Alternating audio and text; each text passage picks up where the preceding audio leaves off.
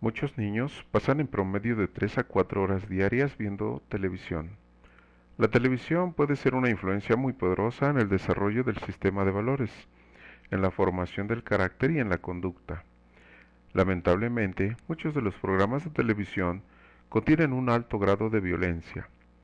Los psiquiatras de niños y adolescentes que han estudiado los efectos de la violencia en la televisión han encontrado que estos pueden imitar la violencia que observan en la televisión, identificarse con ciertos tipos, caracteres, víctimas o victimarios, tornarse inmunes al horror de la violencia, gradualmente aceptar la violencia como manera de resolver problemas. De manera que la exposición extensa a programas de televisión que contengan violencia causa mayor agresividad en los niños. En ocasiones, al ver tan solo un programa violento, puede aumentar la agresividad. Los niños que ven espectáculos en los que la violencia es presentada de forma muy realista, repetida o sin ser castigada, tienen mayor probabilidad de imitar lo que ven. El impacto de la violencia en la televisión puede reflejarse en la conducta del niño inmediatamente o manifestarse más tarde en su desarrollo. Los jóvenes pueden afectarse aún cuando en la atmósfera familiar no haya tendencia hacia la violencia. Esto no quiere decir que la violencia que se ve en la televisión es la única causa de conducta violenta o agresiva, pero no hay duda de que es un factor significativo.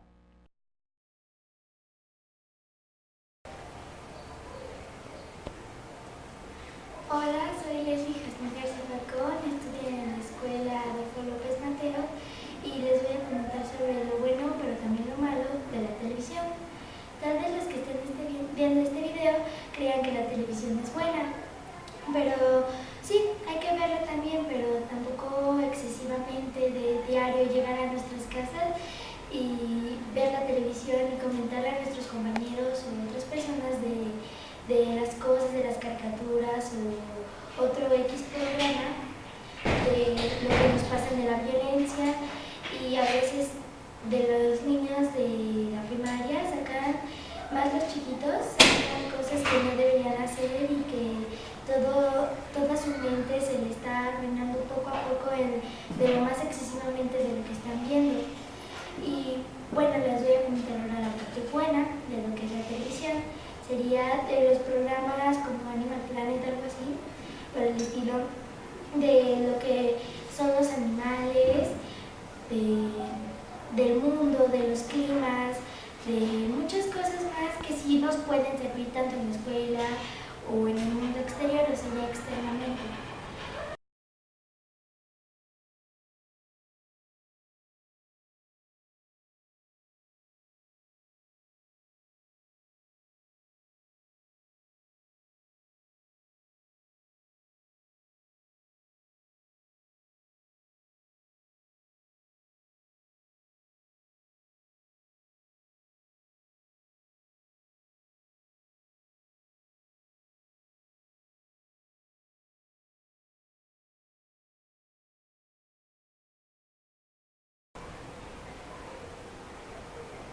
Hola, buenas tardes. Yo soy José Manuel Becerril Ronquillo y pues voy a hablar sobre los daños de la televisión.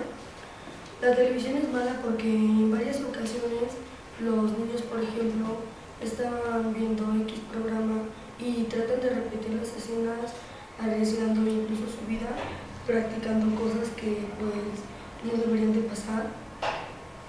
Y yo pienso que estos tipos de programas no deben de estar permitidos para diferentes edades, por ejemplo los menores que ya lo repetí, que pues son los que corren más riesgos.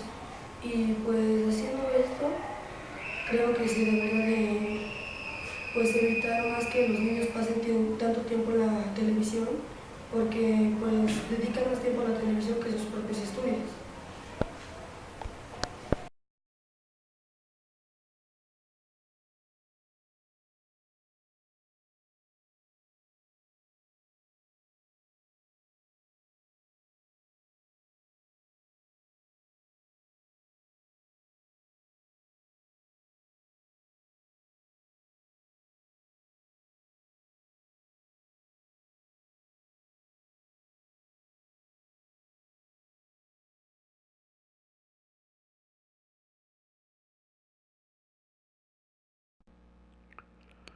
A través de la historia, la televisión sí tiene estos efectos. Claramente, en ningún momento se nos ha educado para ver televisión de calidad, o peor aún, no hemos construido una cultura constructiva a partir de lo que ofrece este medio. Los síntomas del uso excesivo de la televisión son: los alumnos han perdido el gusto por la lectura, que los niños se desvelen, que los niños no hagan bien su tarea y el bajo rendimiento escolar.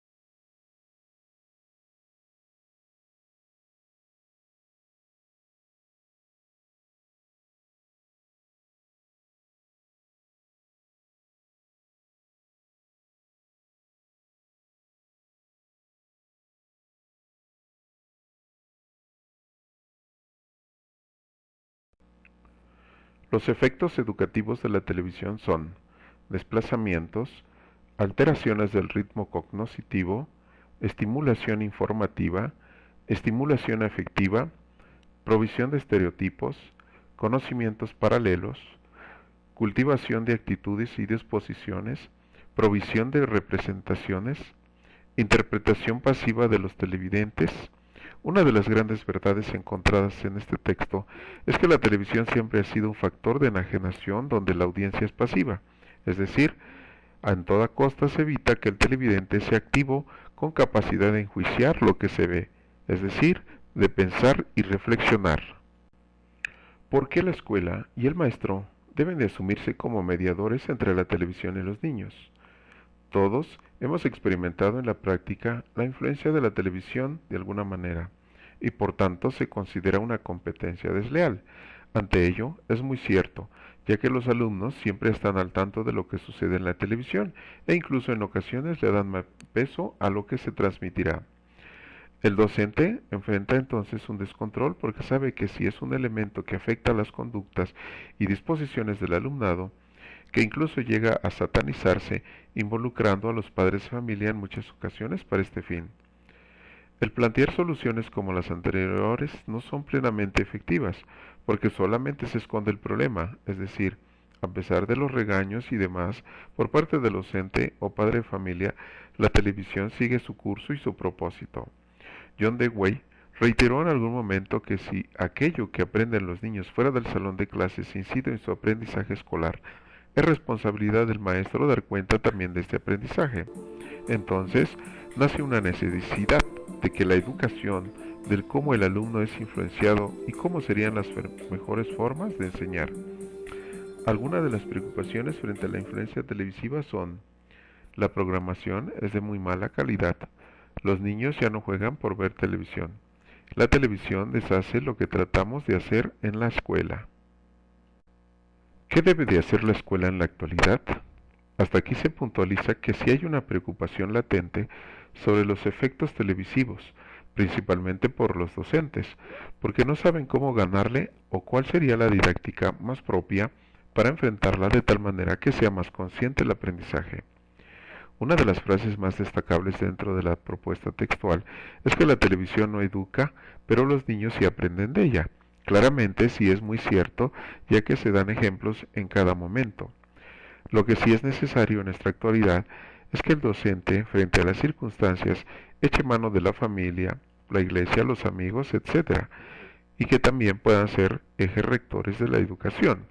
Lo que sí debemos compartir es la idea de que la educación como tal, institucionalizada, va perdiendo terreno frente a los avances tecnológicos que se han convertido en instituciones educativas importantes, dado que la escuela fue careciendo de muchos elementos, como estrategias didácticas, materiales didácticos, condiciones laborales de los docentes y condiciones propias de las comunidades. Entonces, y finalmente, ¿Qué debe de hacer el docente para que sea un verdadero mediador frente al impacto televisivo? Primero, intentar ser pioneros de una nueva educación, tener una actitud positiva y arriesgarse sin miedo al fracaso, perder el miedo a la televisión y aprender más sobre ella.